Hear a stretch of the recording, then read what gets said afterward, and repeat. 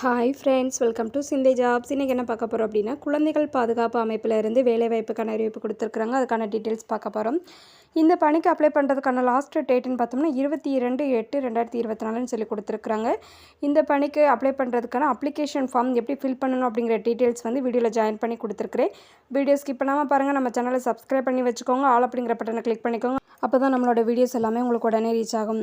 நம்மளோட சேனலில் நிறைய நியூ ஜாப்க்கான அப்டேட்ஸ் வந்து கொடுத்துருக்குறோம். அந்த வீடியோஸையும் செக் பண்ணி பாருங்கள். மேபி உங்களுக்கு யூஸ் ஆகலாம்.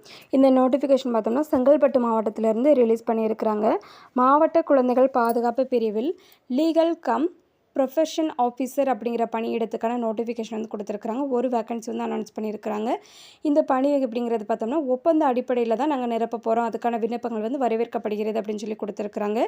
இந்த இதுக்கு அப்ளை பண்ணுறதுக்கான ஸ்டார்டிங் டேட் அப்படின்னு பார்த்தோம்னா 8/8/2024 ஸ்டார்ட் பண்ணியிருக்கிறாங்க. லாஸ்ட் டேட் பார்த்தோம்னா 22/8/2024 சொல்லி கொடுத்துருக்குறாங்க. இப்போ வந்து எப்படி அப்ளை பண்ணணும், அதாவது அப்ளிகேஷன் ஃபார்ம் எப்படி ஃபில் பண்ணணும் அப்படிங்கிற டீட்டெயில்ஸ் பார்த்துடலாம்.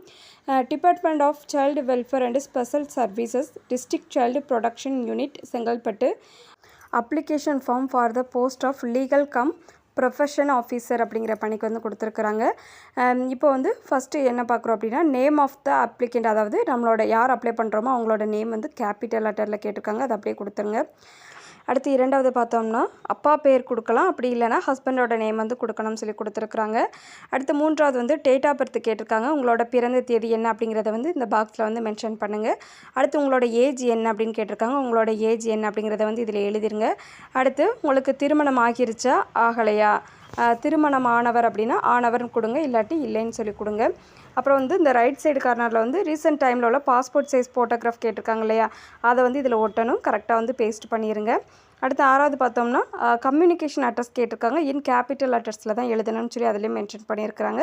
உங்களோட அட்ரஸை வந்து full and full capital letters use பண்ணி எழுதிருங்க. வித் பின்கோடோட எழுதுங்க. அப்போ தான் உங்களை கம்யூனிகேட் பண்ணுறதுக்கு ரொம்பவே ஈஸியாக இருக்கும். அடுத்து ஏழாவது பார்த்தோம்னா ஃபோன் நம்பர், மொபைல் நம்பர் கேட்டிருக்காங்க. உங்களோட மொபைல் நம்பரை வந்து கொடுத்துருங்க.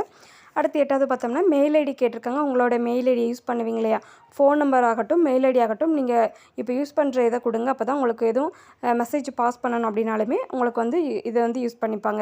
மொபைல் நம்பர் அல்லது மெயில் ஐடி வந்து அவங்க வந்து எடுத்துப்பாங்க.